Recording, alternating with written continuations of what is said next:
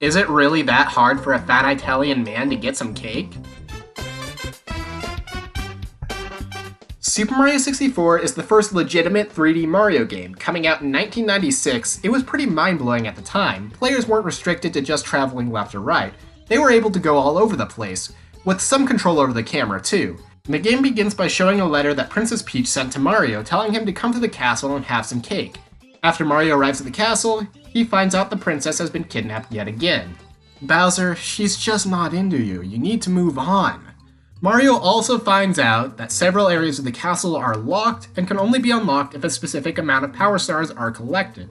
Some doors require a key that can be obtained from a boss fight. That's not all Bowser has done.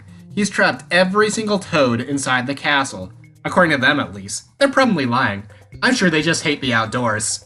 Throughout the game, Mario will have to travel to many different locations, which he can get to in many different ways, which includes jumping into paintings. Most locations will have 7 power stars to collect, one of which is awarded for collecting 100 coins.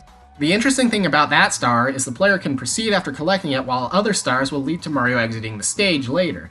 Other tasks required to collect stars include fighting bosses, collecting 8 red coins, or finding hidden areas. There are a handful of other locations in the game that only have 1 star to collect. In the stages, players will move Mario in any direction. They can jump, punch, kick, and perform plenty of other moves. There are plenty of enemies that these moves can be used on. There are also power-ups that players can unlock by collecting a certain amount of power stars and then activating a switch in a hidden location. Stars aren't the only thing to collect. There's also coins. Yellow coins add to your coin count, blue coins are worth more, and red are used for missions. Each type of coin can refill your health if you lose any. One of the best parts of this game is, for the most part, Mario does not need to collect stars in a specific order. As long as you know how to get certain stars, it doesn't really matter what order you get everything in. However, it can be a bit difficult to find stars because the only hint you get is the title of the mission, which can get cryptic as hell sometimes. The DS re-release fixes that issue by showing you where the star is located on the touchscreen. The DS version made plenty of other changes, not just in gameplay. First of all, in this version, you move really slow unless you hold the run button, something the original didn't have.